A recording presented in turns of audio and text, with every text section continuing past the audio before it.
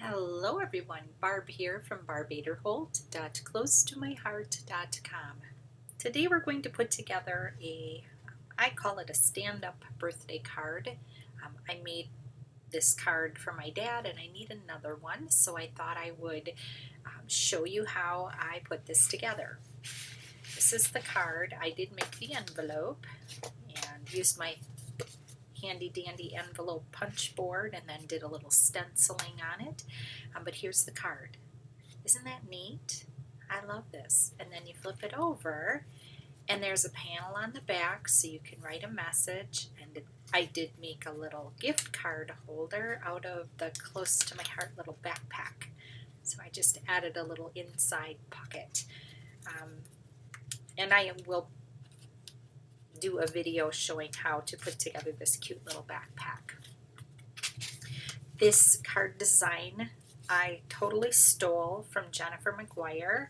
I just quick grabbed a piece of paper and sketched out the basic instructions. So I'm going to tuck this away.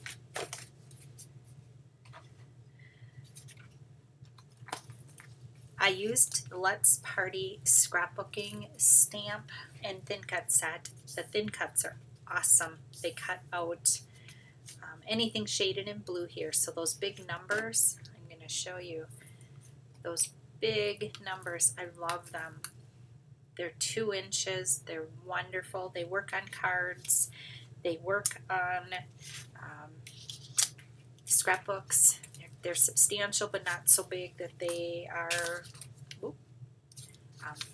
difficult to use.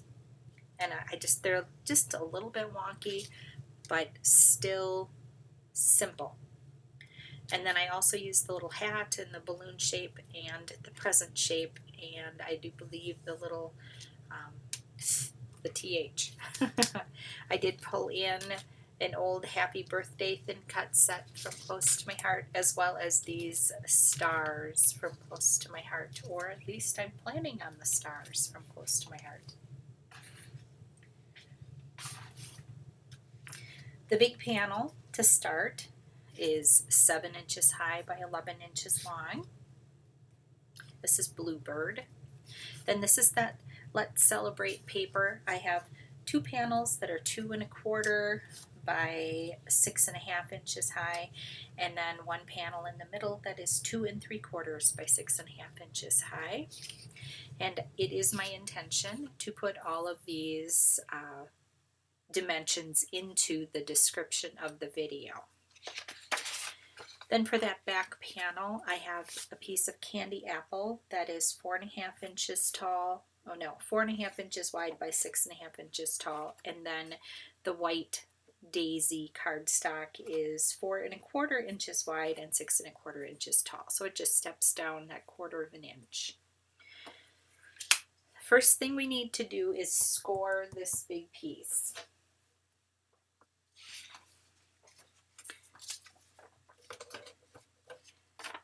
So what I've got going on here, I have it's my handy dandy oldie moldy Stampin' Up! Scoreboard, and I've got the long side, so the 11-inch side is butted up against the top here, and I need to score at 2 1/2 and 4 inches. So I'm going to go to 2 1/2 and 4 inches. And then I am going to spin it around, butt it back up to the top here, and again go to 2 1/2 and 4 inches. And that's it for scoring. So we don't need the scoreboard anymore. Now we need to fold our score lines. Bone folder is very helpful here. So I'm going to do that middle one first, and that one is folding back. The next one, we're doing a valley fold. So this is like a mountain fold and then a valley fold. It's kind of an accordion. You're going back and forth. Then it's the same on the other side. So you're doing a mountain fold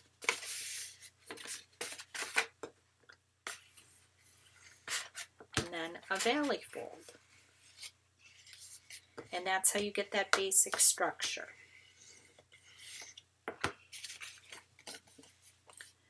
And that's how that goes. The next thing we'll do is we'll put our panels on. I'm using ATG. You can use whatever you like.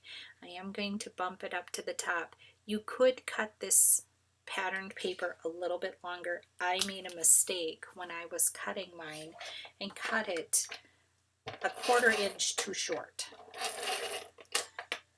But I am going to go with it.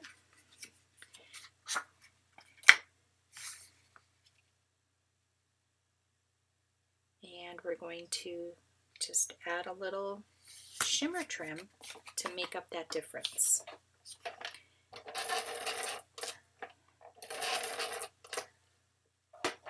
So on these pattern paper measurements, you could make that paper a little bit longer.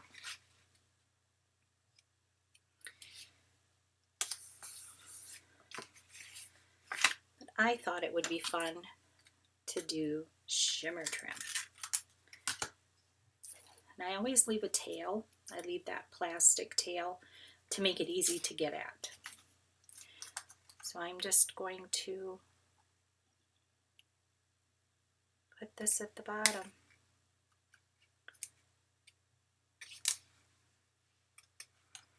This is a little bit fiddly, but I thought it was better than wasting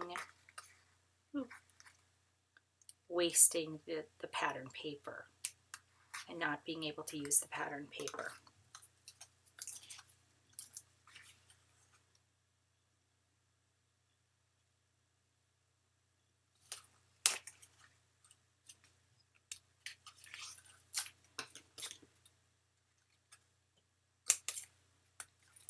And I'm going to just let it run a little proud and cut it at an angle. I'm not even going to worry about trying to get it perfect. And this has an adhesive back on it, which makes it really easy to use. So I think that looks fun.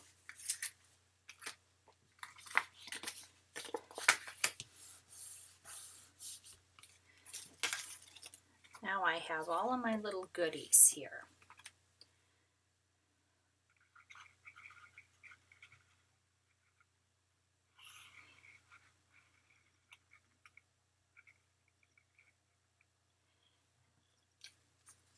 So you've got 2 little presents, and I cut out 2 little balloons.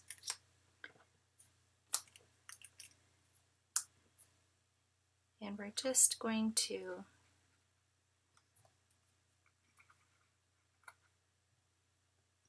lay everything out and start gluing it down. This is black glitter paper. I thought that sparkle would be fun.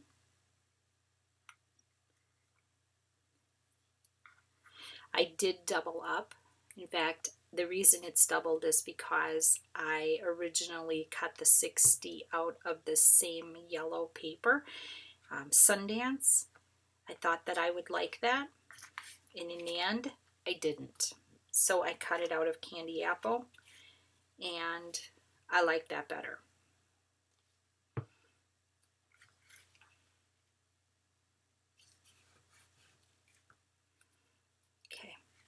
I'm going to make this little tag. This little tag, these little, the THST, those don't have a thin cut, but the lines are straight, so it's easy to trim that with a pair of scissors.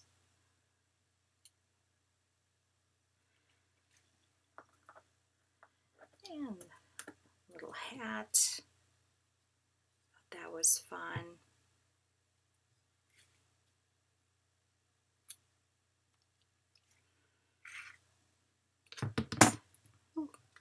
Here it's just a matter of just putting all the stuff together.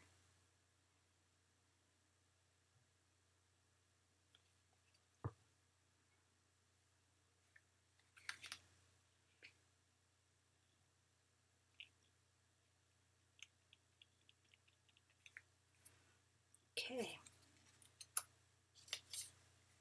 And each side, I thought it would be neat to do a little balloon action.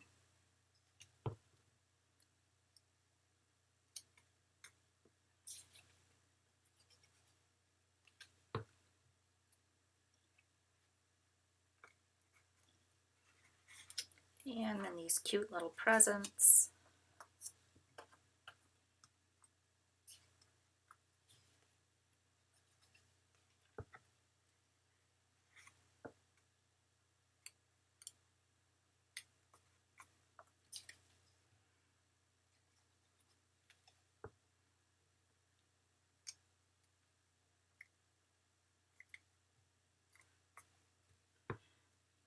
So I've got all of the pieces on there, and then I'm going to flip it over,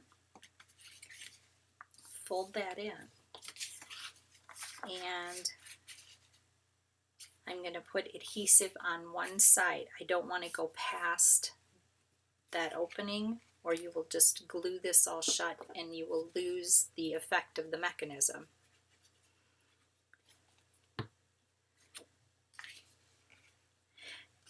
And as I said before, I completely stole this from Jennifer McGuire. She has a great YouTube channel, lots of awesome tutorials. She has a real engineering mind, so these kinds of things I think are just her jam. So then on the back here you can write a message, but it's open and it does offer some stability. So isn't that fun? I just love that. I think it's so cool. And you can take a little white pen, do a little doodling on the balloons, do a little doodling for the ribbons, just any of that kind of stuff. You could use even, I think, silver pen or gold pen, depending on what you like. Just anything to give it a little texture. And there you go. A cool stand-up birthday card. I can show you how it stands, just like that, so it can be displayed. I think it's a lot of fun.